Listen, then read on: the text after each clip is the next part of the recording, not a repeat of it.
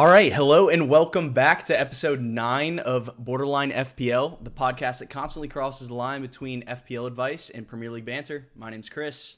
My name is Ben, and my Wi-Fi is working right now, Is so we it? can record. Well, knock on wood, you know what I'm Let's see. saying? But we'll hope it holds good. But we can record on a Monday again. The Premier League week is finally wrapped up. Disappointing result as an Arsenal fan today, but let's just dive straight into the table and see where it leaves everybody. Yeah, I mean, I'll pull up the table in a second here, but I mean, it's a tough one, right? We'll get into it more later, but yeah, I mean, home game against Crystal Palace. Hey, we don't have to talk about it now. It's gonna be the last game, so we get the I said, longest amount of time to really just kind of take it like, in, chill, and just relax a little bit. So I'll go ahead and bring up the table for us to make it, maybe a little less sad, Mm-hmm. All right, let's see. Here we go. This is what we're looking at, brother. There we go. So Chelsea still at the top. Yep, still at the top. Liverpool, huge game against Man United this coming week. Man City, Brighton still in those Champions League spots, and Spurs with back-to-back wins after back-to-back losses. So good turnaround from them. Yeah, for sure. I think the main talking points of this week were obviously the United-Leicester game. We'll get into that. Leicester with a great win, to be honest. And then the other talking points are, honestly, Chelsea won that game, but should they have won that game? Brentford played fantastically. No, they should not have. And were really, really impressive, to be honest. Then we get down into the nitty-gritty down here. Newcastle United starting off hot, but not finishing hot for sure, Ben. They could use some investment. I hope they have enough money for that. Well, they'll have to wait to January. What an interesting story that would be, Ben, is if they got relegated, right? I mean, they've already bought them, so what are they going to do? Have a Champions League budget on the championship side? Maybe. Yeah. Obviously, it would be a lot less attractive to bring players into the championship, but I think it would be hilarious. I'm actually rooting for them to get relegated now. I don't know. I like I like a couple of the players. We're both from Atlanta, so I like Almiron, and then I obviously want to keep supporting Willock and his new journey at Newcastle, which has not gone how it ended. Also, brilliant bit of business by Arsenal there to cash in. Dude, we knew that was a swindle. I told you. I literally told you. I'm like, if we don't strike while the iron's hot with Willock right now, we're never going to get 25 mil for him again. And brilliantly played by us there. Yeah, Southampton finally getting their first win of the season. Another massive result. Yeah. Leeds again. Leeds. I mean, they're playing without Calvin Phillips. They're playing without Bamford. They play without Rafinha. Like, they are shambles. They're literally without all three of their best players. Rafinha will be back next week. He was just on the international duty and literally landed like morning of or something. So can't expect him to play that. And then, Villa, Arsenal starting off the week next Friday. That's a big 6-pointer as we're right next to them. And like I said, it's not – if you go up a little bit, you can see the difference between 12th place Arsenal and 6th place Man United is one game.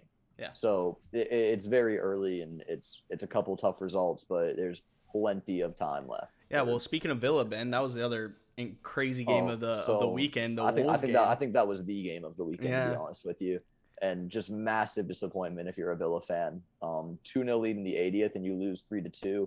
Beyond that, the way you lose some of the goals you conceded, definitely frustrating for them. Should have just been home and over, honestly, for that one. But credit to Wolves. They've been on a terrific run lately. I think that's 3 wins in a row for them.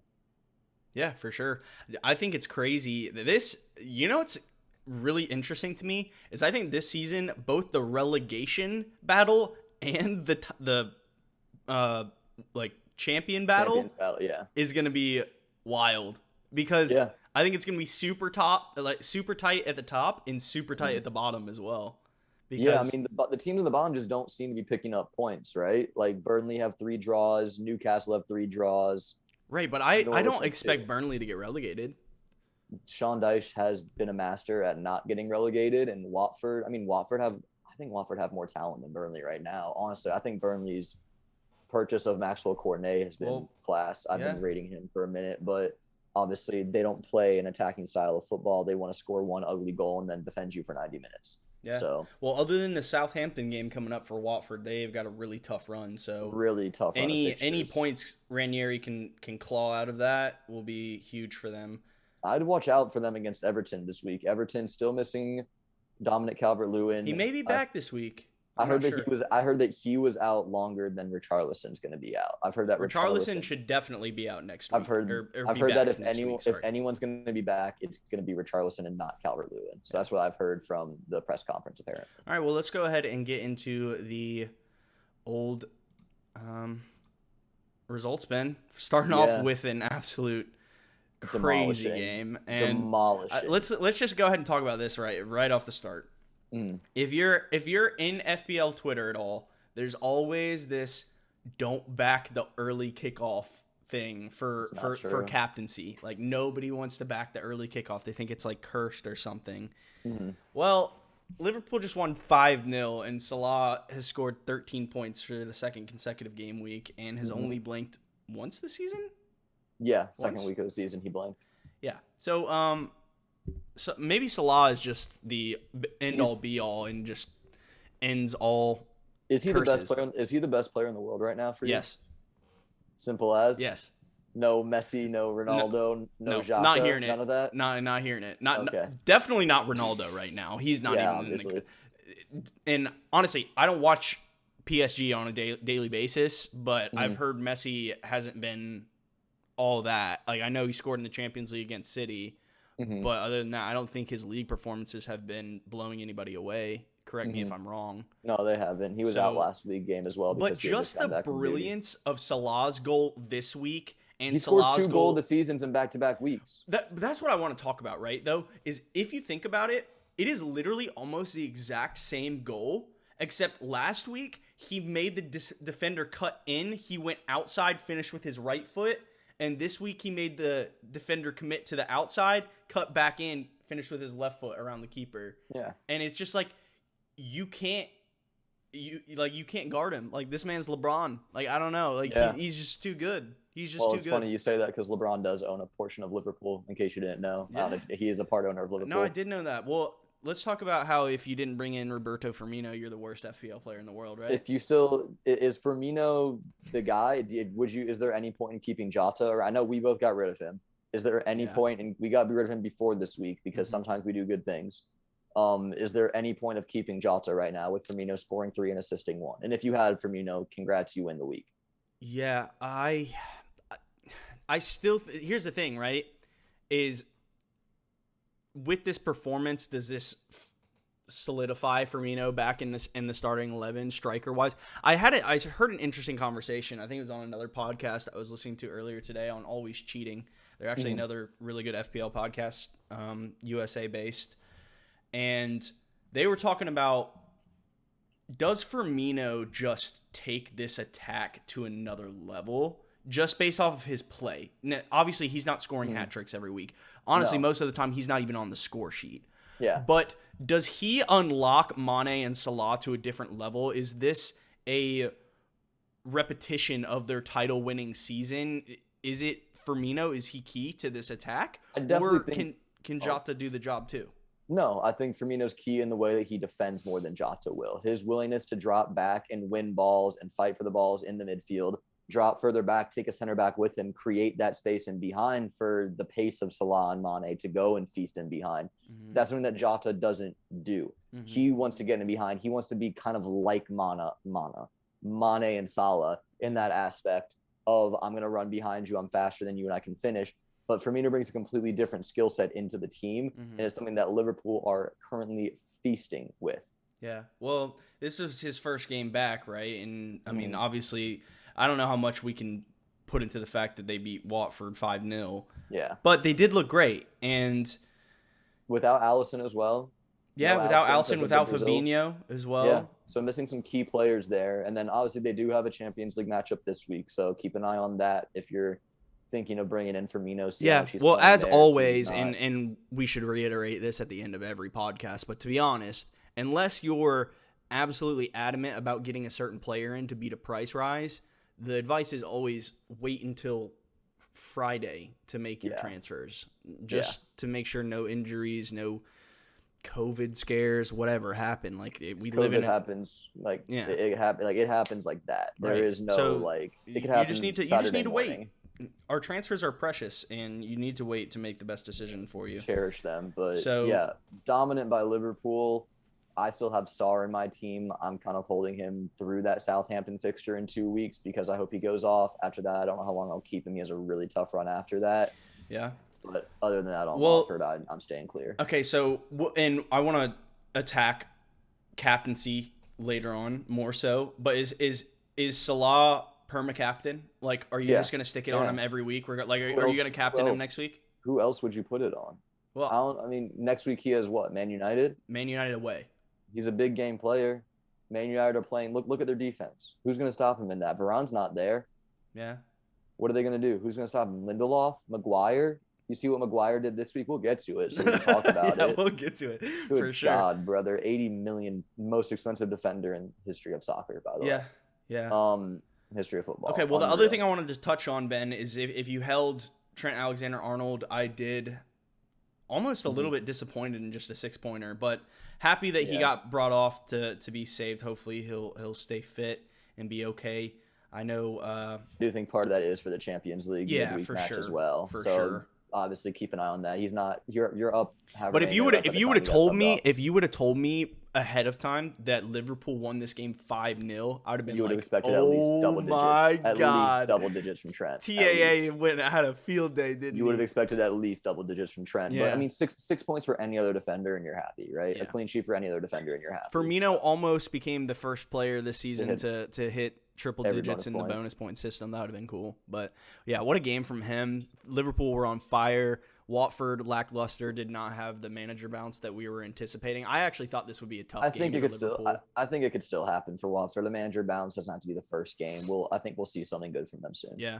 Foster started in net again, Ben. Do you think that's going to continue?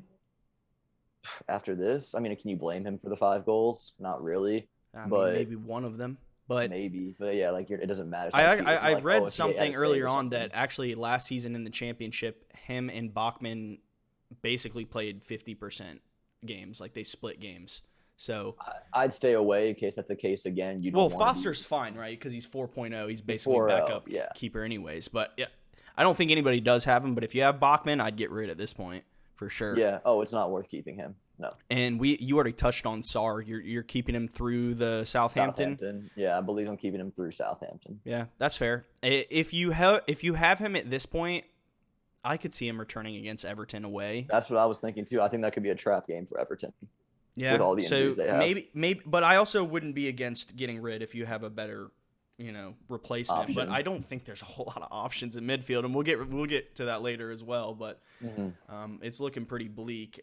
Personally, my team, other than Salah in my defense, has taken the week off 2 game weeks in a row, so that's been brilliant. But we'll get there. So anything else you had to say about this game other than no? GG's Liverpool, absolutely dominant. Are they legit title contenders? How can you say no? Yeah. How can you say no? I know that's a question that we're going to touch on at the end of the pod. Yeah, we had a question on that. Yeah. But I mean, we can touch on it now too. Yes. Yes. If you say no, I just don't see any reasoning behind saying no at the moment. Yeah. Yes, City are. I'm still sticking with I think City win the Prem, right? I've said that from day 0. I still believe it's true. But to say that Liverpool aren't at least going to contend for that, at least compete or be in that conversation, you're insane. Liverpool and City, they drew 2-2. Yeah. Okay. Mm-hmm. Yeah. All right. Yep. All right. Well, moving on to this crazy. That's the game of the week. That's the game of the week. Ings owners, if you kept him this long, you deserve that goal. Congratulations. John McGinn owners, first of all, why? Second of all, congratulations. Nobody owns John McGinn. No one owns John McGinn, but you should have. You had a goal and an assist, right? Yeah, just like everybody should have owned Firmino, bro. What are we doing? I don't know, bro. I've been telling you about Zuma. We'll get to that. But what a collapse. Yeah. What else is that? What a collapse if you're Villa. You're up 2-0 in the 80th minute, right? Yeah. You let one brilliant pass beat you, goes to Podence. Podence squares it. Saiz scores it. Great goal to Wolves. Fair play, right? Great goal. Yeah, 2-1, though. You're still up 2-1 in the 80th? Still in 81st. Yeah. 81st by the time they finish cheering and getting the ball back. Yeah. And then it happened again. just bouncing and bouncing around the box. No one can clear. Cody didn't even know he scored. Cody didn't know. Cody didn't know. It was going to be an own goal that hit off of Cody's leg and was going in anyways, right? So Cody gets a goal. It's 2-2, right? Yeah. Dang, that's disappointing. That's real disappointing, but at least you can take a point. Right. 94th minute. Ruben Neves with not even a good free kick, was it? It was a deflection. It took a fat deflection. Emi Martinez probably blamed Arsenal for it, and it went in the net. And you love that joke. Bro, because he literally doesn't stop talking about us. He just doesn't stop talking about us. Watch any interview since he left. But credit Wolves for just the pure fight. I'd love to shout out Traore for finally getting an assist. I knew I would motivate you once I put you out of my team. There you go. He is on level with points with Harvey Barnes for the season. Yeah, both just absolutely tearing it up. Is Ings someone that you would consider bringing back right now? Not right now, purely based on their fixtures. We actually had the conversation last week, and I asked you who you would bring in between Ings and Watkins, and you said Watkins. And that's the thing about this team, right, is they're playing both up top together. Either one of them could score at any given time. Yeah, and Watkins did have an assist this week, right? Yeah, I mean, neither are bad picks, but nobody's really piling in on them right now. Their fixtures are still tough. I wouldn't really want to be... Yeah. I mean, you could, but I just think there's better options right now. That's the thing, right? We only have 3 forward slots, and some people even run formations where they run two. So I don't think Ings is the guy to go with right now, or Watkins. But moving forward on this, a big FPL issue here was Jimenez didn't start this game, Ben. Yeah. And in a game where Wolves win 3-2, if you're a Jimenez owner, you're thinking, okay, you're scared. You're sweating. I probably got some returns here from Jimenez, but he didn't start. He came on for a 1-pointer, which is even worse. I guess worse. But some people, if you had a sub, yeah. I mean, some people were like myself didn't even get 11 men on the pitch this week. So yeah.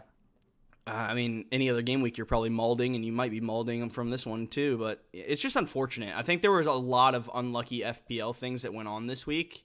From a lot of different games, just in terms of players starting, players not starting.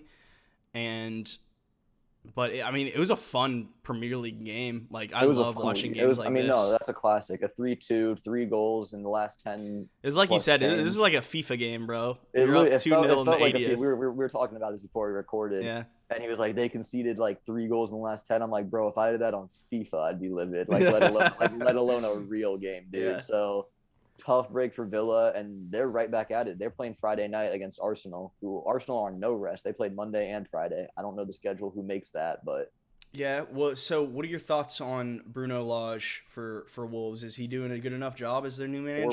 4 wins out of 5. Good. Keep it going though. These are games that you want to see them win against. Wolves have won 4 games out of their last 5. Yeah. Wow, I didn't even realize that. They've won 3 in a row now, right? And then they lost before that, and they won before that on the little form thing on the Premier League website. It said WLWWW. Yeah. So yeah, I mean, they're not doing it in a pretty way, and to be honest, they should not have won this game if Villa had just sat back and maybe defended a little bit better, had a better clearance every now and then. They shouldn't have won, but they're finding a way to do it, and that's what great teams do. They find a way to win when they shouldn't. So I wasn't impressed at the beginning. But it depends what's your goal for Wolves, right? Do you want to get back into Europe? Is that where you think you should be right now? It's a new manager. It's more or less the same team without Jota, obviously, who was a key part. But for what I think they want him to do, I think he's doing a good job. Yeah, I agree. But yeah, fun game to watch for sure. If you're a Villa fan, that's a heartbreaker for sure. If you're a Wolves fan, congrats, because that's just absolute scenes.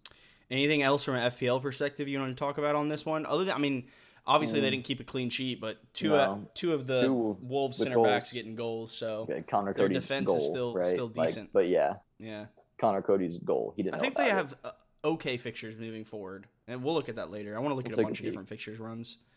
Let's move into this one, Ben. We've got 4, honestly, these 3 games in a row are fun to talk about. Wow. Is it okay? I'll start. Is it time for Ole to leave? Is it time for Ole to leave? You have a $1 billion squad. Yeah. And you're not, and I think the expected goals on this one, Leicester were expected to hit 9 or something. It was something insane. All right, let me answer your question with a question. Okay. Is this result Ole's fault? To some extent, yes. Okay. Like, I get, you're missing Varane. Okay, everyone misses players, right? Yeah, Everyone's no. I don't even guy, consider that an excuse, bro. Liverpool right? got 4th last season with their 6th and 7th with guys that string they brought up back. from the championship, Yeah. right? Like guys that were on loan at like some Bundesliga 2 side last year, right? So yes, it has to be, doesn't it? I mean, look, they generated no offense. It was individual moment of brilliance from Greenwood and then a goal from Rashford. Congrats to him for coming back, by the way. Yeah. But they got torn apart defensively. Okay, and you're not.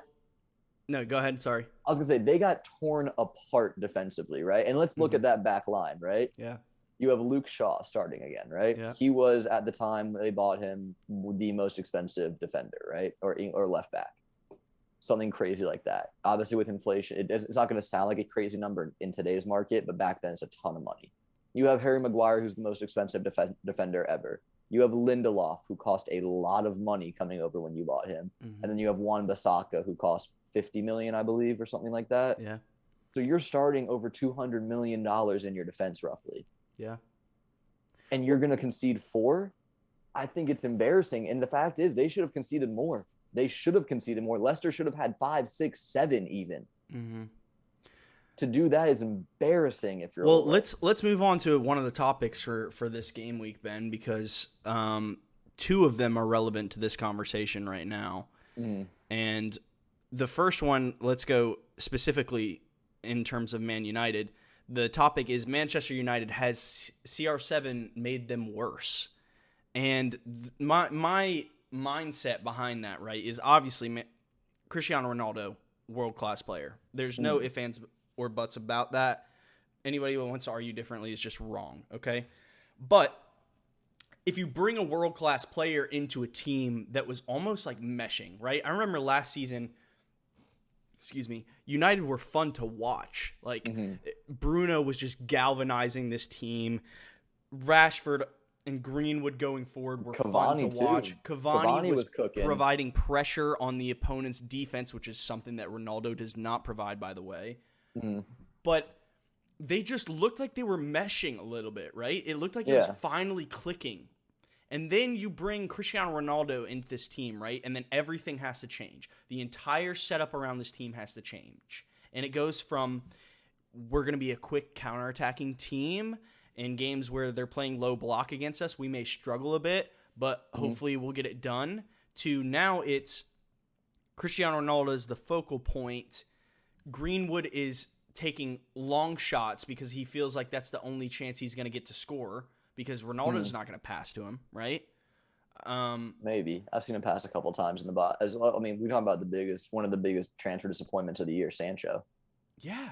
Well, that's the thing, though, is what do you think? What are your thoughts on, has Ronaldo actually made this team worse? I'm going to say no. And off the simple fact of the fact that he scores goals. If Ronaldo did not score the goals he does this year, and here's my other points. I'll get to that in a minute. But Ronaldo won them the game against Villarreal with a late goal. If he doesn't do that, let's call it what it is. Your Champions League campaign starts with a loss to Villarreal and a loss to Young Boys. You're digging your way out of a trench to even get in Europe at that point, to stay in Europe. He scored 2 against Newcastle, and he's been a little disappointing. But what happened when he didn't play, right? You were against Everton. He didn't start the game. You scored 1 goal and you ended up drawing Everton 1-1. Yeah. So it's not like, when he was gone, they're dominating right now. I just think that managerially, they're really lost. They're not playing as a team like you mentioned last year. They're relying on individual brilliance, just like Greenwood's goal is the perfect example. It's a moment of magic from the kid. Like, that's one of the best goals I've seen this weekend, honestly. Greenwood just cut inside well out of anyone's range and just ripped it far corner. Yeah. But that's not a team goal. That's a moment of brilliance. And that's kind of what I've been seeing from Man United over and over and over again. You have all these great names, right? You got Pogba, Fernandes, Sancho, Rashford, Ronaldo, Greenwood, right? You can name them. There's so many big names in that team. Yeah. Everyone's just kind of looking around at each other like, all right, who's going to step up and be the superstar today? Not let's do it together. And I think that goes to the manager, not the players. You have too much talent in your team to not get them to work together when that's your job. Yeah. So I think it's on Ole and not the players. Yeah. Well, one thing I did notice, just going back to this, has Ronaldo made them worse thing, and obviously that's a stretch, right? But one thing I have noticed is last year watching them, it felt like a lot of their attacking moves were very fluid. And this year when I watch them, it feels like it starts to be fluid, and then someone passes to Ronaldo, and he almost just like slows the whole move down. He doesn't move the ball quickly. He wants to take it himself, or he wants to kind of slow it down and then look for a pass. And it almost seems static with him and the team. Well, and I don't know. That's just something that I've noticed. What I would say to that is he is coming from a league where the style of play is much slower in Italy than the Premier League, right? So there is going to be a little. He hasn't been in the Premier League since he was like a teenager or something crazy like that. So there's going to be a definite re-welcoming, if you will, to the Premier League style and play that I think he will adapt to as the season goes on. Yeah. Because you can be Cristiano Ronaldo, you can be Lionel Messi, you can be whoever you want. If you're going and playing somewhere else and you come to the Premier League, you're going to learn real quick, hey, things are done differently over here. Right. Well, it's not like he hasn't played here before, though, you know? Exactly. Well, the game's evolved since then, though, hasn't it? Like to an extent. It's been over a decade, right? Yeah, but I mean, I would still say it's still similar pace, right? I don't know. I mean, I definitely think that the managers have gotten smarter. The play has gotten a little quicker. The style of play, the ideas have changed. So I definitely think it is a little bit different. And that's not just the only excuse, but I really don't want to put this on the players because you've seen what they can do when they're at other teams, right? We've seen what Ronaldo did at Juve, what Pogba did at Juve, what Sancho did at Dortmund, but what Bruno did when he first got there. What does that come down to, right? Because we've seen Pogba at international play, and he just looks like he's the best midfielder in the world. He's having fun. He is the best midfielder in the world when he plays for France at times. And then he plays at United, and I mean, it's the manager. He had a crazy start to the season, right? I think it's the manager. Because he's the one that tells him where to play. He's the one that tells him how to play. He's the one that tells him what position he's going to sit in and how to play in that position. And do I go forward? Do I sit back? Do I stay back? Do I try to sit on the edge of the box? What do I do? Yeah. That's all tactics that he's getting from his manager. Yeah. I don't think Ole is the one right now. And I think that if they lose if they don't get out of their Champions League group, I think he's dusted, gone. I think that if they lose this Champions League week, it's going to be a thing. I've already seen links on Twitter that Antonio Conte and Zinedine Zidane would both not hesitate to pick up the phone if Man United called. They said that as of now, there's been no contact, but that both managers would pick up that phone pretty fast if they called. Okay. Well, we've talked a lot about United. Let's talk about Leicester because they won this game, right? So Vardy is just Mr. Consistent. Monster. Tielemans looked fantastic in this game, almost scored his second goal. They just, Ben, what did we say? Just start Iheanacho, right? Okay. Obviously, he had an assist for this game. So he didn't have... That's two returns in 2 weeks, right. though, isn't it? He didn't have a massive impact. But all I'm going to say is they haven't lost since he's been in the team. Him and Vardy up top together is lethal. And then he brought on Daka later. Daka just an absolute pace demon, honestly. Yeah. Well, he just scored a tap-in goal at the end. Yeah. But okay, here's the other question, and this plays into our other big topic of the week, Ben, is what premium striker to go with moving forward. And those options are, there's 4 right now, right? There's Cristiano Ronaldo, there's Lukaku, there's Kane, and there's Vardy. All right? If you had to choose one, you have to choose one for the rest of the season. Okay? The season. We'll do the rest of the season. Which one would you choose? And the next one is if you had to choose one for the next 6 game weeks, which one would you choose? I think I'm gonna go the same for both and pick Vardy. Like straight up, man. This is a guy. This is a guy who won the Golden Boot not that long ago, right? And what has he shown any sign of slowing down? No. Is he a consistent starter? Yeah, absolutely. Is he on penalties? Yes. What's wrong with him right now, then? Nothing. That's the thing, right? Exactly. Okay, that's fair, right? But we also have to take into consideration, you know. Well, I want to say take Leicester's what? form, but even when they're losing, he's still scoring. Like, take what into consideration? If they're scoring, it's Vardy. If Chelsea are scoring, I love how this today. Lukaku has 3 Prem goals this season, right? Yeah. Chalobah has 2. Yeah. Their goals are spread out. It's not one guy. And who's on pens for Chelsea? Jorginho most likely, Jorginho, right? If he's in the team. Yeah. He scored the most goals with them taking pens last year, so I'm sure he would take them again. If not, maybe Lukaku, and at which case I might change my answer, but I'm basing this off of Jorginho takes Chelsea's pens. Okay. So you would pick Vardy for the rest of the season. If you had to pick one of those 4, you would pick Vardy for the rest of the season, and you would also take Vardy for the next 6 games. over I think so. the rest of those I know Lukaku has good fixtures. I know he's playing Norwich this week, but he was subbed off at 77 last week. That's 6 blanks in a row for him. I don't think it's 6. 5? Something crazy like that. 4? 5 or 6 like blanks. I don't know. Either way, that's saying, fair. Dude. That's a fair answer. But my question to you is, are you going to back up that answer in FPL? Yeah, I'm probably going to bring in Vardy this week. That's probably my transfer. I'm going to wait for a little bit, but I'm probably bringing in Vardy for Ronaldo. I love it. So my answers are completely different from yours. So if I had to pick one for the rest of the season, it would be Cristiano Ronaldo. Still? Yes, still. I just can't agree with that. He will score goals. I think he will score the most out of all of them, to be honest. So I know they haven't looked good the last 2 weeks. I know. I think he'll score in the Champions League a lot because that's what they really brought him in for. My second response to the next 6 weeks is Lukaku, and I know the fixtures. Yes, because I get it. Chelsea spread goals. Chelsea's defense is scoring more goals than their offensive players. I get it. I don't think that's going to continue long term. If you take a look at it, you actually have to take everything into consideration. As a non-Lukaku owner, I have felt very lucky the last couple of weeks. He's scored 2 offsides goals. Yes, they're offsides, but he's scoring goals. And he's had 1 missed chance from Werner this week. It was a pretty big chance. It would have been an assist. Mm-hmm. And he looks good. He doesn't look bad. I know he got brought off early this week. Some of that may have been just to rest him a bit. I don't know. Yeah, Champions League midweek, and they did lose to Juventus in the Champions League last time. Right. So I don't know. I still think Lukaku will come good, and I don't want to overthink it. However, if there was a way that I could fit Vardy into my team alongside a Lukaku, or even to take it further, right? And then we'll get into the. Actually, I'm just gonna wait until we get into our teams later to talk about that. But if I could fit Lukaku in a team with Vardy, I'd be all for it. It just seems a bit stretched, and I don't really like investing that much money in my forward line anyways. Yeah.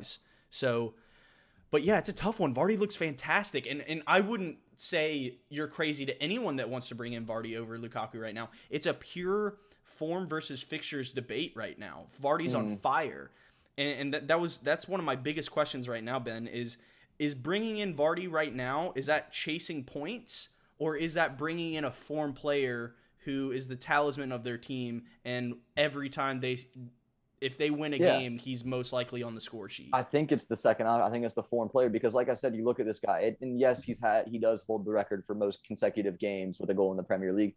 This brother won the Golden Boot 2 years ago, right? Mm-hmm.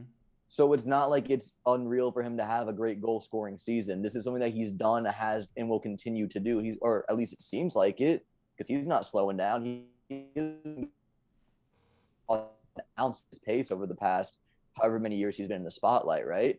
Yeah. So I don't see him slowing down. I really think it is just a player who's been that good for that long, and he's just doing it again. Mm-hmm. Fair enough. I think that's a good debate. I think that's a big question a lot of the FPL players are going to have right now is Vardy, Lukaku, Kane, or Ronaldo. And it's a tough one, to be honest. I think they're all decent options. I know, obviously, and we'll get to that game, but Kane finally scored, so, obviously he's going to come back into the conversation as soon as he scores a goal. Mm-hmm. But yeah, it was good to see Rashford back on the pitch. I think he'll be a mainstay in this team now. The Sancho's gone. I don't see him getting in this team anymore. Did you see the drama with Rashford today? I did see that with I sent you the tweet with Ollie. Yeah, Ollie's saying that he needs to focus on his football, and apparently we're not going to dive into this, but what happened was apparently Ollie told Rashford he should, quote, focus on his football a little bit more, and that news did not go over well in Rashford's camp. Yeah. All right, we've spent way too long on this game, but totally it's good conversation. Let's move on to the City 2. Oh, Burnley. Do you want to talk about the starting lineup? Because I know you were upset. Well, it's just, and we'll get into my team later, but I just feel like I do really feel hard done by on this, because obviously I had Marcus Alonso.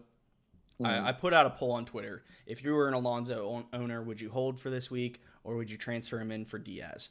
And in the back of my mind, Ben, and I'm not going to talk hindsight, but in the back of my mind, I was like, honestly, I want to transfer in Chilwell. But when you're an Alonso owner, you can't transfer in Chilwell, because then if if Alonso starts, you're the biggest idiot in the world, right? Yeah. You just transferred out the guy who's actually you bring in the safest option. So I bring in the safest option. I was like, Man City is 100% keeping a clean sheet this week at home to Burnley. You're correct. And they did. So I bring in the most nailed defender for them in Ruben Diaz, who starts 99% of their games. And this is the one game he gets left out by Pep. And it is what it is. I'm happy to have him in the future because he finally got his rest out of the way. So he's gonna be nailed. But for this game week, it's tough. Yeah, it's definitely tough this game week. But there's nothing I can do about it, right? I even thought about do I save the money and go Laporte? And I was like, you know what? No. Like Stones obviously started this week. So I don't want to have that risk in the future. So I went for the nailed guy, and he didn't start this week. It is what it is, but it's just tough. He came on late and got a 1-pointer. Yeah. I mean, I'll take the 1-pointer this week because he was my 10th man. I would have had 9. Had nobody. I would have had 9 men. So it's one more point than you would have gotten. But going into it, Ben, both of our player picks returned. Yeah, Foden. Foden's actually in my team. So 6-pointer from him. Anytime that you put a City midfielder in your team, you know you're rolling dice. So for me, I was very happy to not only see Foden start, but the thing that really encouraged me was in the first half, Foden was playing kind of like a winger. He would swap wings a little bit. He was floating around a lot. But in the second half, he came out and he was playing that number 9 role. No one else was taking it. It was his role. Yeah. So I could definitely see that continuing for him as Pep seems to really like playing him in that role as they don't have a true striker right now. I hope it does because he's in my team. Obviously nice of him to get the assist. He had a couple decent chances, a couple almost goals, but it was De Bruyne and Bernardo who got the ones actually at the end of the day. Well, what do you think? What do you think about this now? Yeah, so Foden has looked good. That's 2 games, 2 returns, 2 goal contributions. Jack Grealish has looked lackluster while he's been in the team, right? And this is something that I actually listened to. Clash of the Correspondents. It's a podcast that goes over. It's Planet FPL, but they bring in correspondents that are like in the know about their team. Not necessarily in the know, but like huge fans, specialists. Yeah. And the City correspondent said two things that caught my attention. He said, number one, Foden, kind of flying under the radar. People don't really want to go with him because they think he's a rotation risk. But if you actually look at the minutes of last season, towards the end of the season, FPL-wise, people weren't bringing him in because he wasn't playing a whole lot of minutes in the league because he is in this first team and he was playing all of his minutes in the Champions League because they already had the league wrapped up. That's what I'm saying. And then obviously he started off this season. He started off the season hurt, so nobody had him. But now he's here. He is here. His name is not leaving. I'm not going to go as far to say he's nailed. No City midfielder is nailed. None constantly of them. Nailed. No. But if I were to pick one right now, it would be Foden. And I do think that's a lot of upside right now. You're just going to have to be happy with the fact when he gets minutes, and you're just going to have to roll with when he gets benched because it will happen. It will happen, but what I think happened as well, what I was going to talk about is the Champions League. You look at a couple seasons ago when Foden wasn't playing everything in the Premier League, and he was playing in the Champions League. And right now they're in the group stages. They lost to PSG, but I fully expect them to at least finish second in their group and qualify. But I think a lot of those Champions League minutes could go to someone like Jack Grealish, who, his first time playing in the Champions League, obviously never did with Villa, so this is good for him. He's going to enjoy that.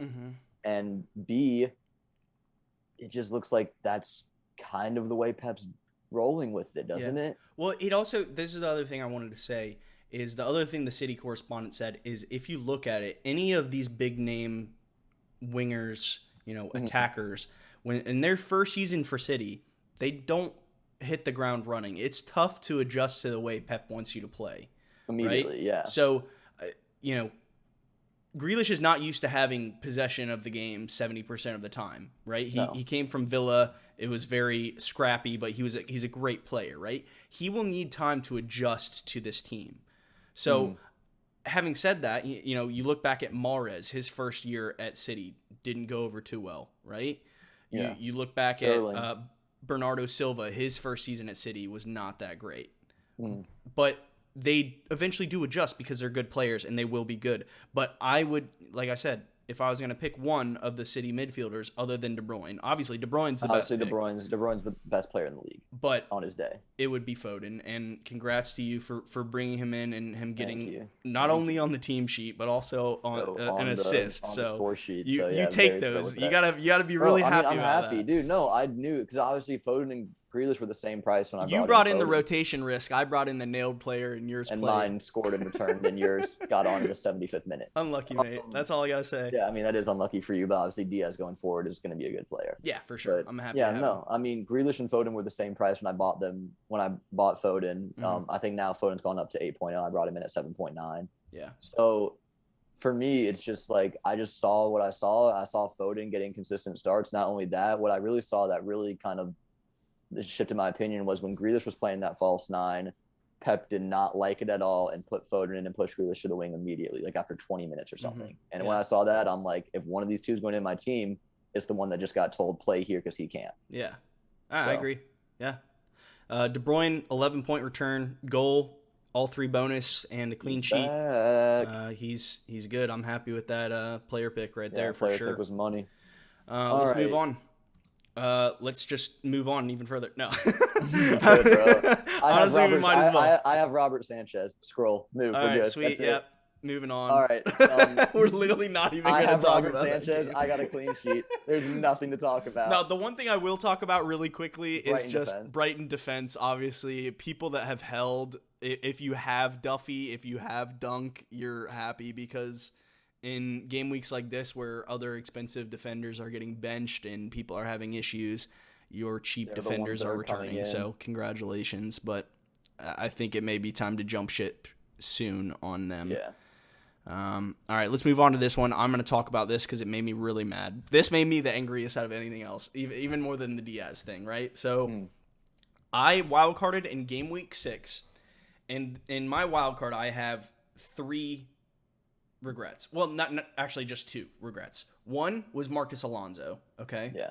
So it is what it is. He's out of my team now, but that's really frustrating because I was so like he was nailed until you brought him in. Yeah, literally. Absolutely. He was playing game week every single game week, and he was just getting all the minutes. And as soon as I brought him in, that's when Chilwell came in, and he's scored 2 goals like back to back. Yeah, so he's not leaving. So. That's just tough. The second one that I'm frustrated about is this one right here, and that was Adam Armstrong. I brought him in with game week 8 in mind, Ben, and this fixture run starting this week. You talked about this on the pod. And he has played every single minute for Southampton leading up to this game week, and then out of nowhere, he is benched for this Loney Broha who comes on and gets the goal. Not only did he get benched, his replacement scored the winner. Yeah. So, I mean, it's just like, and obviously I can't say with fact that if Armstrong was starting, he would have scored this goal too. Yeah, but you never can. I mean, the thought was there, right? The thought was there. You had the idea. It just didn't execute with Hasenhüttl. So right. And it's just frustrating. So that's one to monitor for me. I think I'll probably keep him this week because I think he probably will come back into this team.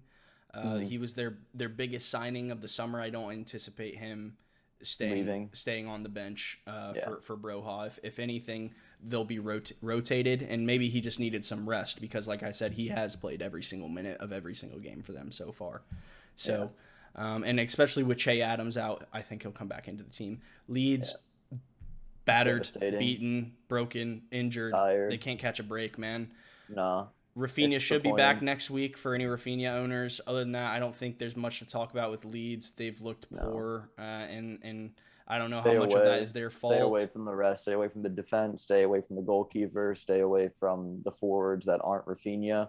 Yeah. There's not much going on there. Also for Southampton, we're both Livramento owners. We both started him this week. 6-pointer from him. That's class. I might even start him next week, Ben. We'll get to that. I might. Let's move to the Chelsea game. 1-0 at Brentford. This game was scrappy as all get out, Ben. Brentford, if you look at it, had a higher XG at the end of the game. If Kepa was in net, Brentford won this game like 4-1. Because Mendy had some world-class saves, man. And I don't know. I don't know who does the bonus system because he should have gotten all 3. Yeah, I agree. Well, Chilwell got the game winner and a clean sheet, so he's going to get all 3. But he should have at the very least had 2. Nothing. Yeah. He should have, at the very least, had 2. But yeah, Chilwell hit a brilliant volley in this game. We've already talked about Lukaku, Ben. Yeah. Let's talk about Werner, and let's talk about Mason Mount. Okay? Okay. Werner seems to have nailed down this second striker spot. It looks pretty clear that that's the way Tuchel wants to play, is with two strikers, right? Mm-hmm. And Werner, we know he has pace. He can play out on the wing if, for whatever reason, he wants to switch up the formation a bit. But it doesn't seem like Pulisic's still hurt, right? Mm-hmm. Ziyech just, I don't even know what's the deal with him. Tuchel just doesn't rate him. I don't know. I mean, it was a Lampard signing that didn't work. I don't know. So the only other players that are really vying for those attacking slots are Kai Havertz and Mason Mount. Now, we saw both Havertz and Mount on the bench this week. I don't think that'll happen very often. No. I actually think Mount is a decent pick going forward. I know we talked about this a bit last week. Brighton even said she wanted to bring him in. I don't know if she'll go through with that or not. But Chelsea are going to need goals moving forward. And I don't think this, defense, our defense is scoring all our goals. It's not going to continue in the long run, right? Mm-hmm. So I actually like him as a pick. What are your thoughts on Werner? What are your thoughts on Mount? On Werner, I like it. He's playing as a second striker. On Mount, that's 2 benches in a row that he's had to ride. Obviously, international break in between. He may have been tired. He played for England. He came on this week. He did, but he didn't start. Right. I don't know. It's definitely a rotation risk with that midfield because you have to ask yourself, how is Chelsea going to line up? Are they going to line up with a defensive midfield with like Conte and Jorginho, and then just one attacking midfielder? Are they going to play 3 flat? Are they going to let Kovacic play? Like, how there's just so many midfielders that it's kind of like Pep roulette at City is like Tuchel roulette with Chelsea's midfielders. Yeah. So people call it the Tuchel Tombola. Yeah. So if you want to play that game, you can play that game, but just understand that just like Pep roulette, at some point you're going to get bit. Yeah. And it could be with Mount, it could be with Havertz, it could be with Jorginho, it could be with whoever. I don't know why you bring Jorginho in, but it could be with whoever. I mean, he does score. He is on pens. So it's definitely a difficult one to look at. Another interesting thing this game was Sarr starting in defense for Chelsea. They signed him last summer, sent him on loan to Portugal. Rudiger is injured.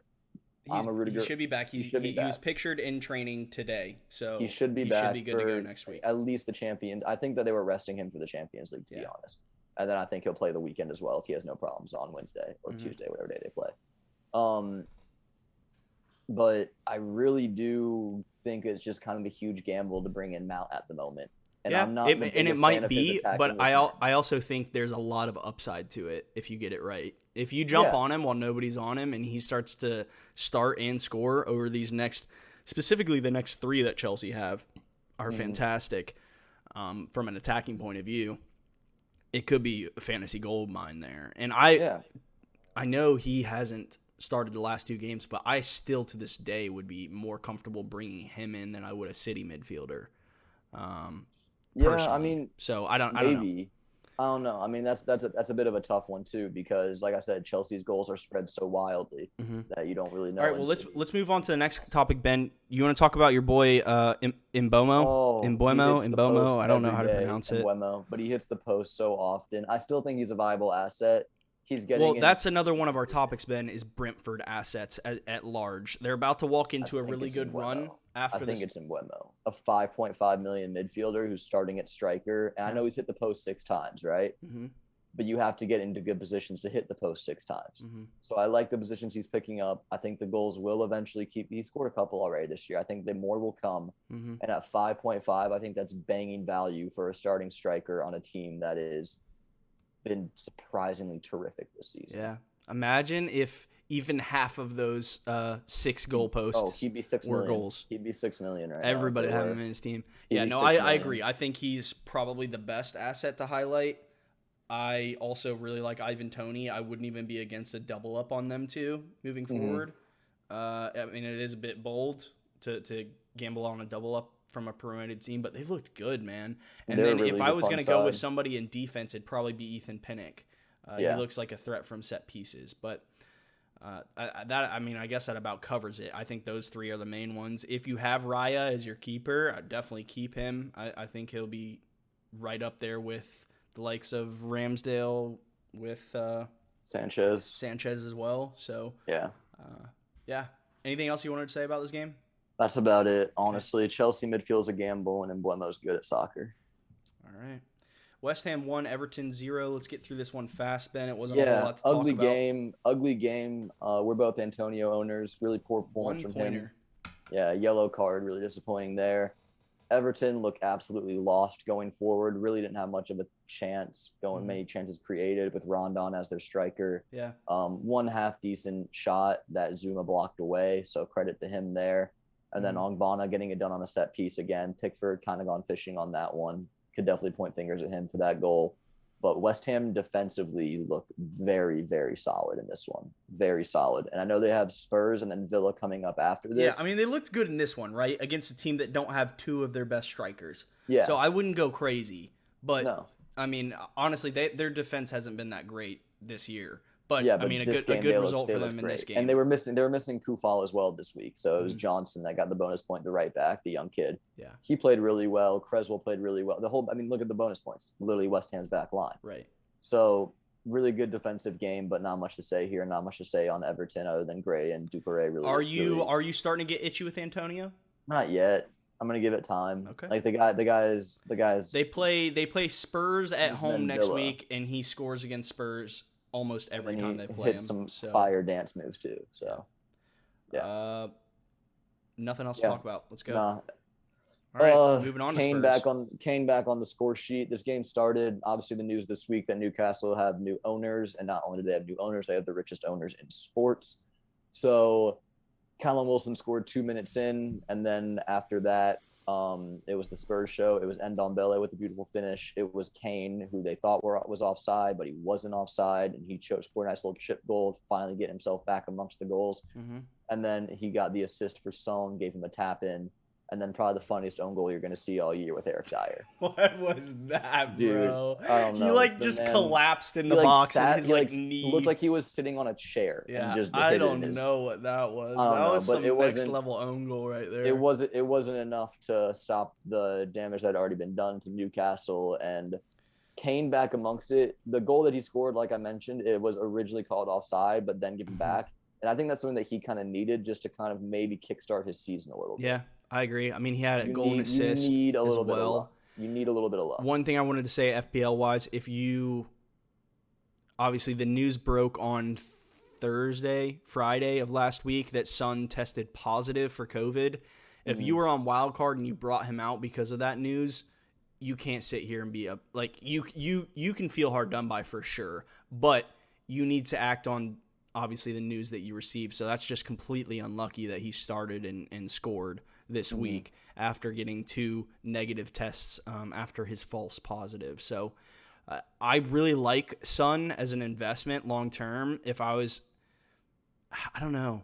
It's a tough one, Ben, because Spurs actually start a good run of fixtures game week 12, I think. Yeah. And I'll be looking to get one of Kane or Son in. It might end up being Kane just because of my team structure and it's easier to fit him in. But I really like Son as a pick as well. Yeah, they definitely have a couple difficult games coming up. We mentioned West Ham. They have Man United in the near future, among some other difficult ones. Mm-hmm. So it is not going to be easy for Spurs, but a big win here against Newcastle. Newcastle once again continue to struggle. Callum Wilson back amongst the goals. Good to see that. Mm-hmm. St. Maximin not returning again. That's disappointing. If you own him, I don't. But yeah. I mean, that's pretty much all I got to say on this one. Spurs on a nice little run of form right now. Yeah, they're looking better after their 3 losses. They're starting to bounce back. It's kind of Arsenal and Tottenham have traded places. Traded form right now, yeah. I think I still would be hesitant to bring in Kane right now. I'd want to see a little bit more from him. I know he scored the chip goal and then he had the easy assist to Son for the 3rd goal, but he still hasn't looked exactly on pace for Harry Kane. So. I was talking to my Spurs friend about this. He just doesn't play like he wants to be there right now, and I wouldn't bring someone in like that. Yeah, I think Son's the bit more attractive pick. I think obviously you're also saving about $2 million on Son over Kane. So Yeah, let's last game we of have the to talk day. about it. I don't even Yeah, I want mean, to. we do because, I mean, look, a draw is better than a loss, right? And although it was really disappointing and Crystal Palace dominated parts of this game, the expected goals were heavily in favor of Arsenal. Yeah. Crystal Palace's goals were preventable, and it got off to a great start if you're Arsenal. Aubameyang in the 8th minute, poacher's finish right where he needed to be, right place, right time, great finish, tight angle. And then we got to halftime, and Benteke always scores against us. Ben White didn't defend well against Edouard, and it took an absolute late, scrappy, ugly goal from Mr. Big Game himself, Alex Lacazette, to rescue us a point at home. Yeah. Yeah, it's just disappointing, Ben. These are games that we host Spurs at home, and it looks like we're flying, right? We look like prime Barcelona for the first half. We are just completely up for it. The problem is we're not up for games like this. We do not have the same energy. I'll tell you who was. Aubameyang and Lacazette were. It was the midfield that was disappointing today. And I know that you don't like him, and I know we have this argument every week. Arsenal miss Granit Xhaka right now. Yeah, well, and here's the thing. Don't get me wrong. Hate the guy. Think he's a all-around bad player for Arsenal. But the one thing, when he does play well, he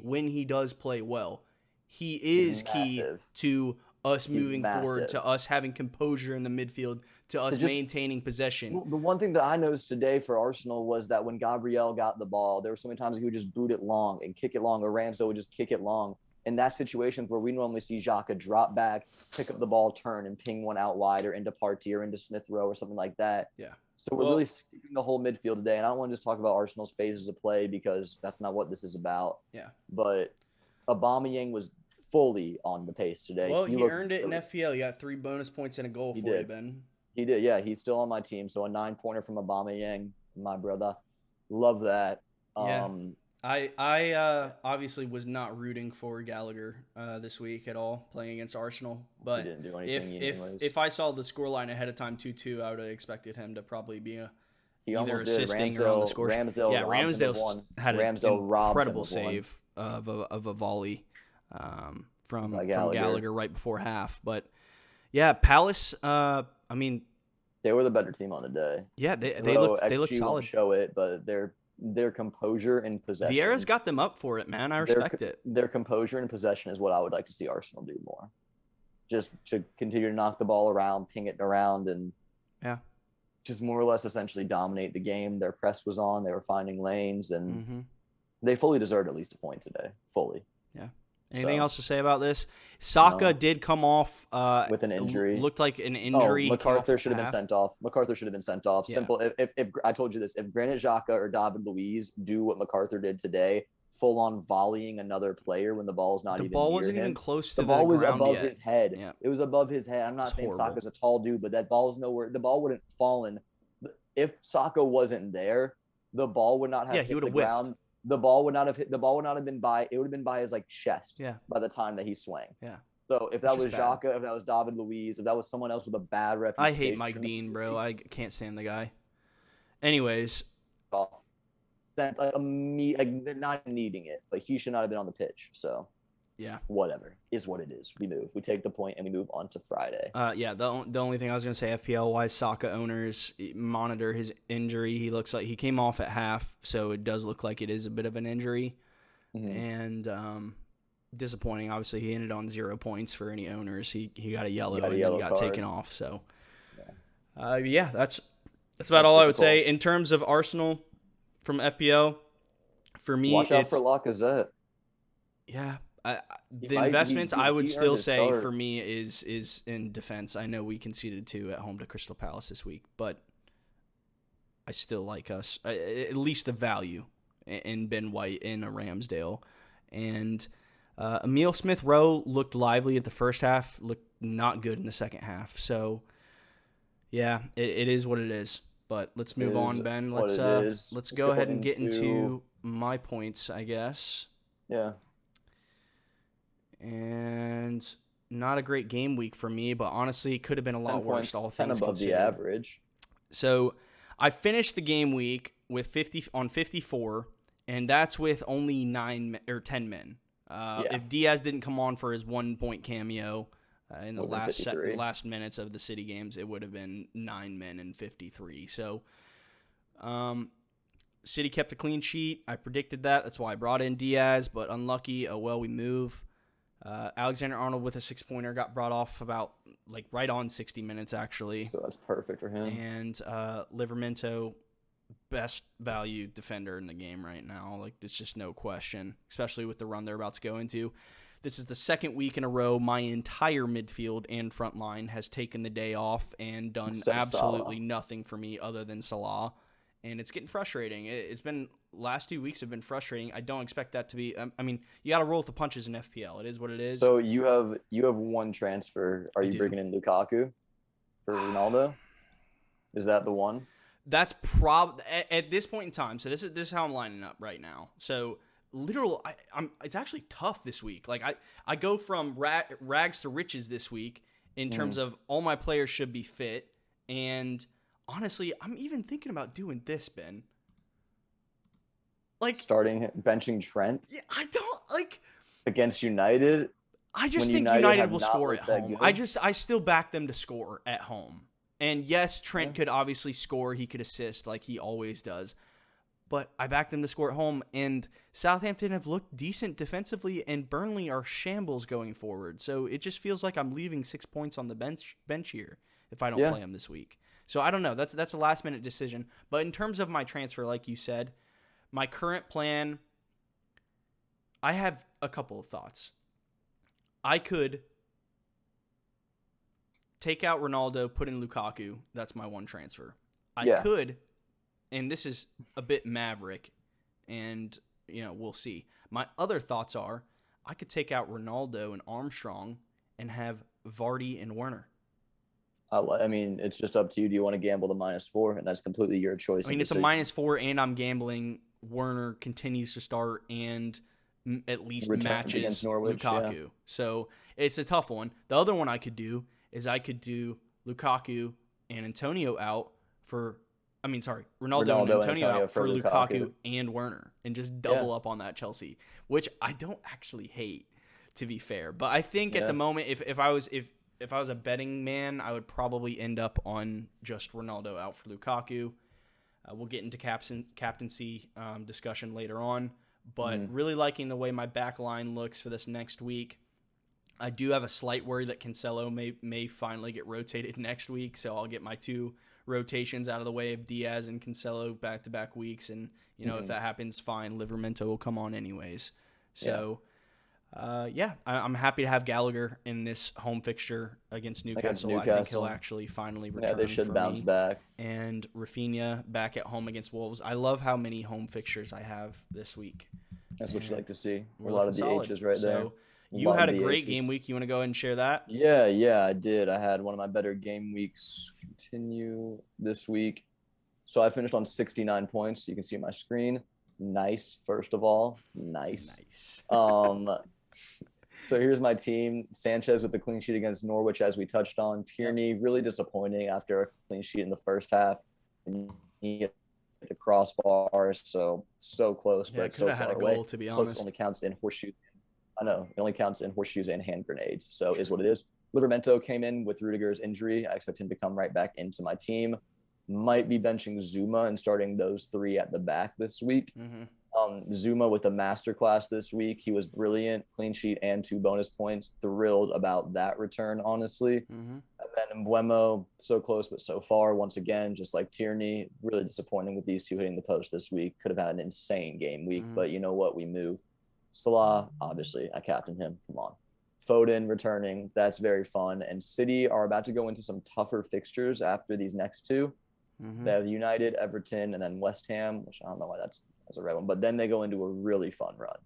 So, obviously he's a rotation risk, but back-to-back returns is fun. Well, the big one for you here was Alba, right? Yeah, and a game week where almost no forwards returned. No forwards return. Ronaldo and Antonio, and I have Alba. I'm trying to think of the other forwards that returned this week. Firmino, nobody has him. Broha, nobody has him. Alba's going to do a nice run. He's got Villa and then Leicester, whose defense, even against a poor Man United team, let in 2 goals, and then Watford at home. And then I might be looking to get him out after that Newcastle. I don't know if I want to hold him for Liverpool away or just to keep him for Newcastle home. Yeah. But we'll cross that bridge when we get there. But next 3, I don't think 2.5% ownership. You got to love those points, Ben. That was the 9 points, game changer for you this week. 3 bonus, and his performance. And everyone was talking because I saw a lot on Arsenal Twitter today too. Should we start Alba or Laka? Which is the one? And I'm like, brother, after his performance today, you're not dropping Alba. He was on it today, even though we didn't win. He was absolutely at the ready today. Okay. Well, what are your thoughts on transfers? Do you have 1 or 2? I have 1 because I swapped Foden and Traore out for. I got Mbeumo. Show me how you're lining up for next week. So if I go to pick team right now, what I'm thinking is I'm probably gonna bring in Rudiger, probably for Zuma, and then leave the midfield as is because I think Sarr could potentially return against Everton, and then my thought is Ronaldo to Vardy, and that could switch. I could back out. So you're going without. I could back out and play it safe and get Lukaku or Werner or one of the two, or take a -4 like you did. Do the same 2 strikers. So any of the combos you just said, I could also do. I've thought about them too. Yeah, you have actually a lot of money in your front line right now. I know, but other than he's returning right now though, which I like, and he's got good fixtures, so I really rate this. But yeah, that's kind of where I'm at the moment. If I were to just get rid of one, I really like Ronaldo just to Vardy straight up. Like, let me see if I can actually go get a look at what that would look like. And then I just want to see Vardy's fixtures, to be honest with you. So they're not bad. They're not great, but they're not bad. I'd have like 2.6. He's got Brentford away next week. Brentford, and then us, who he always scores against us, like literally without fail. Yep. And then he has Leeds, who are shambles. Chelsea's difficult, but then look at that. Watford, Southampton, Villa, Newcastle, 2 of which are at home. Yeah. So, I don't know. Like I said, that's the thing with Vardy, right? He's a monster, man. He's on one right now, and his fixtures don't look that bad, but people, myself included, are probably going to go Lukaku over him, so there's some plus side there. But like, he is just, what's his ownership? Let me see. 18. Yeah. Which is actually higher than I thought it'd be. He had a price rise today, so it's not nearly as little as Aubameyang with 2.5, but Aubameyang's cheaper. He's returning too, so I don't know. I'll leave it there, but okay. Yeah, I'm really liking Vardy. I might chicken out and get Lukaku instead, but if I get rid of Vardy, that means next week I could roll Zuma to someone bigger because I would have I don't know. I might be able to get Trent, honestly, if I do that, so I might do that. Okay, well, let's talk captaincy real quick, Ben, and then we're going to get into player picks, and then we'll answer questions and wrap it up. Let me go fixtures. This is what we got going into next week, Ben. So, captaincy, the 2 that really jump out, right, are Salah, because he's obviously Salah, and then Lukaku at home to Norwich. So, this is tough. This is another classic form versus fixtures debate. Yeah. And Lukaku hasn't looked bad, right? But he hasn't scored in the last 4. So are you going to back him at home against Norwich, or are you going to back Mohamed Salah, who's quite possibly the best player in the world right now, let alone the league? Yeah. And against a United defense that just, there's nothing special about it right now. So no, I think that I'm still leaning Salah, just because you have to take form into account, and also this is one of the biggest rivalries in the Premier League, if not the biggest rivalry in the Premier League, Man United and Liverpool. So Salah's going to be up for it, right? He's a big game player, much like Alex Lacazette. They love the rivalry. They love big games. They love to perform for the crowd. Yeah. So I just don't think you can take it off of Salah. I'm not blaming you if you take Lukaku, or if you want to take a big punt and take Werner, or even go gamble big with Man City against Brighton. But I just don't think I can click the buttons to take it off of Salah this week after what he's done. It'll be tough for sure, and actually it'll be interesting to see next week, who's captaining who, because that is a tough pick this week for sure. Yeah. Okay. I think that about wraps it up. The only other one that maybe is of consideration, honestly, is Jamie Vardy, just because of how consistent he's been. But they do have a tough fixture at home or away to Brentford. And we saw how Chelsea struggled against them this week. So I wouldn't be shocked at all if Brentford won that game, to be honest with you. Oh, Leicester have been very Mickey Mouse this year with their form too. So you never know what team's going to show up. Okay, well, let's get into player picks, Ben. Last week I picked Kevin De Bruyne. Yeah. Finished on 11 points. Huge week for him. And you picked Foden, and he finished on 6. So after that, our final scores at the moment are I'm up 61 to 51. I'm up 10. Big week for me, but still relatively close. I have 1 blank pick. You have 2, 3. You have 3. Yeah. Way up the road. Yeah. You are first this game week, my friend. So take the floor. Yeah. So obviously the Chelsea-Norwich game is enticing, which is why I'm taking Conor Gallagher.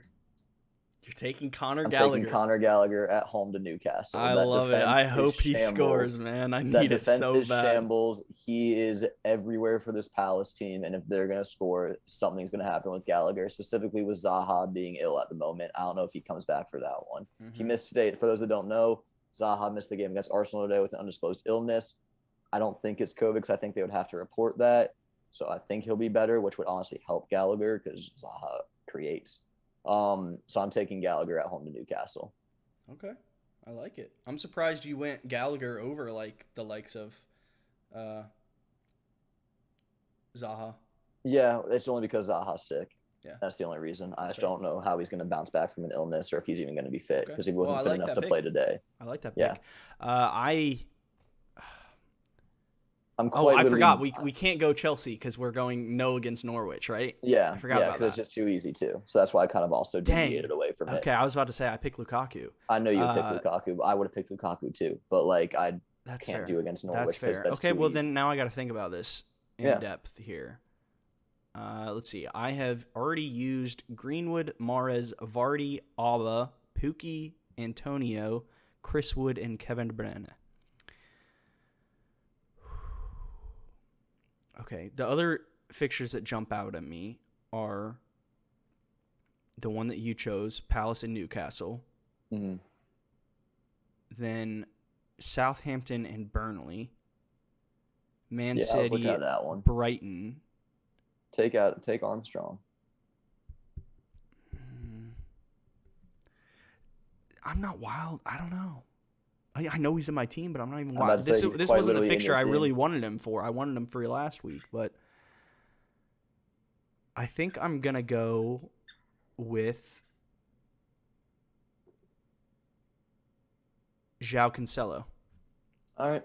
You back them just for a clean sheet, or you want like an offensive return? I think he could easily have an offensive return as well. My backup will be, because I actually have an inkling that he may get benched, will be Diaz. Okay, fair enough. All right, so those are player picks. I have Conor Gallagher. Chris has João Cancelo. He is up 10 at the moment. And once again, if you're wondering why none of us picked Lukaku, Werner, someone like that, we made a rule that you can't pick teams that play against Norwich because we all know that Norwich is the worst team in the league at the moment, and we want to make it more fun for ourselves and for y'all at home. So that way we're not just simply pick, because every week it would be we're picking someone that plays against Norwich, surely. So all right, well, let's get into the Twitter cues, and we will sign off. We've got first one from Jake Hagan. He says, it's actually quite a few questions in one. He says, should we stay away from Chelsea offense? And I think by offense he's meaning forwards or midfielders.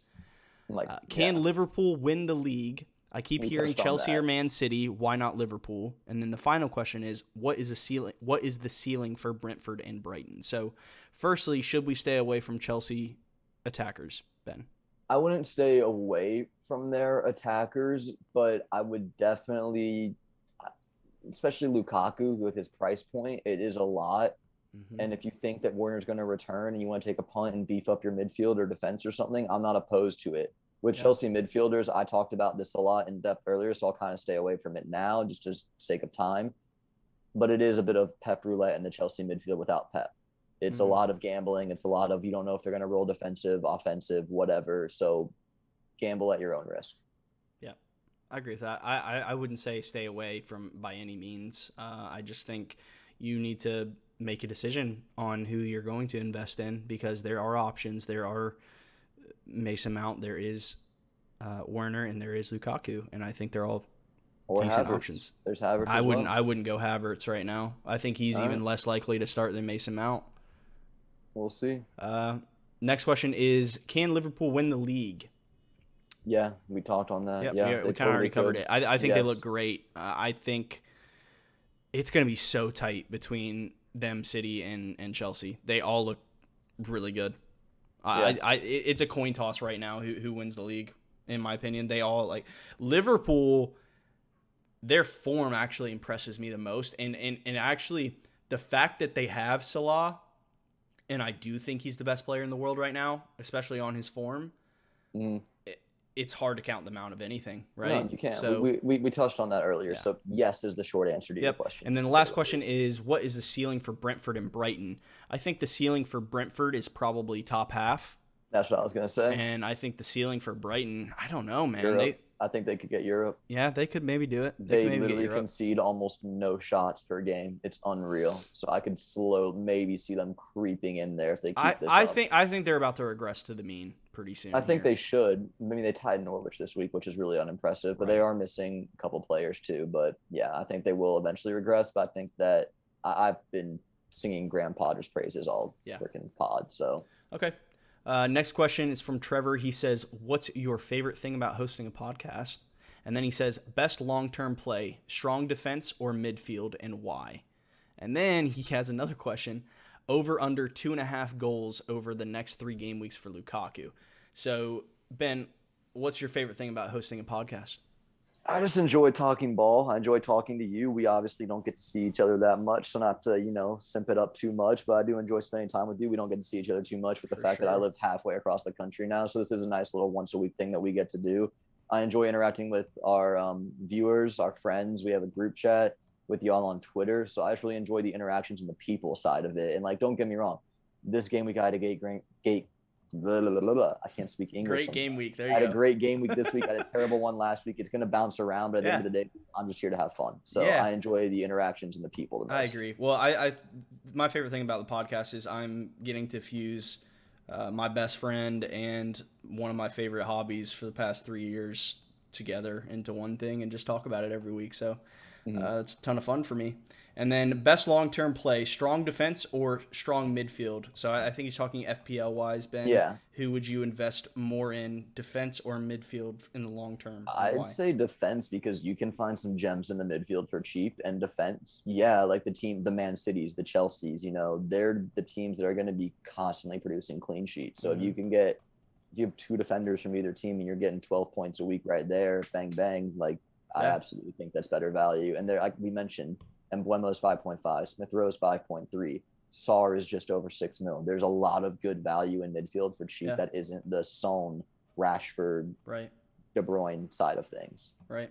Yeah, I would tend to agree with you on that one, but also I will say this, it could shift at any point in time. There could, Son may start to put it, well, I mean, his name's already in the hat, right? Yeah. Rashford may start to become an option, and there are other mid-price midfielders, Mount, other people may, start to make a case. If Pulisic comes back into this Chelsea team and gets fit and starts tearing it up, he could be that. Yeah. Same with Xhaka, you just don't know. Last question, over under 2.5 goals over the next 3 game weeks for Lukaku. I'm going to take the under.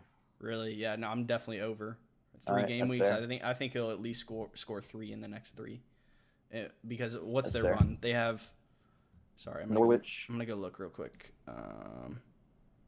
They have Norwich, Newcastle, Burnley. Yeah, it's got to be over 3 for the next 3, in my opinion. I still think they spread goals a lot. So they do. They do spread goals, and you could be right for sure. I would take that at the moment. All right. And last question we have is from Tristan Oversoy. He says, obviously this guy is a Spurs fan, so take everything he says with a grain of salt, but is Harry Kane about to go on a scoring montage now that he's gotten the taste for scoring Prem goals again? And to that I say, not yet. No, he doesn't play like he wants to be there. His goal was an offside goal against the worst defense in the league. My biggest thing for me is just his body language in games. He doesn't play like he wants to be at Spurs. It's well documented he doesn't want to be at Spurs. So when you're playing for a club you don't want to be at, you're not going to put your best foot forward. So for 12 million, I'm still staying away. Yeah. Maybe he'll prove me wrong, and yes, he's on penalties, but my answer is just not yet. Not yet. But yeah, he could in the future. If he starts to have a better attitude, if his body language changes, obviously we know he's one of the best strikers in the league. So I'm not going to say he can't. There's him. There's Ronaldo. There's Lukaku. There's Lacazette. Yeah. There's Aubameyang and Nketiah. Last thing I wanted to say is shout out Ryan McKee again. We showed off Brighton's jersey last week. I got my Smith Rowe jersey on. It's all backwards, but you get that. Yeah. So this was Ryan. You get the picture. Ryan gave that to Chris as a gift for his wedding. So Ryan McKee continues his constant, gets a shout out on. Yeah, we didn't talk about Rice this week, but we had to move. I purposely didn't talk about Rice, and he actually, I will now. He had a monster game. He was everywhere but the score sheet, brother. That's kind of the whole point of FPL, though. That's the unfortunate thing. But you got to take the moral victories too. Yeah. Like he was everywhere. He deserved a couple bonus points, Ryan. But Fair enough. Happy that Zuma got them instead. All right, Ben. Well, let's wrap it up. That about does it for this week. Yeah, thank you guys once again for watching. Once again, you can interact with us if you have a question about FPL, about life, about Premier League, about anything. Just ask us on Twitter. We're at Borderline FPL. One of us will reply to you. Make sure to like and comment and subscribe on this YouTube video right here. Those links should literally be like where I'm pointing, hopefully, or I'm going to look like an idiot right now.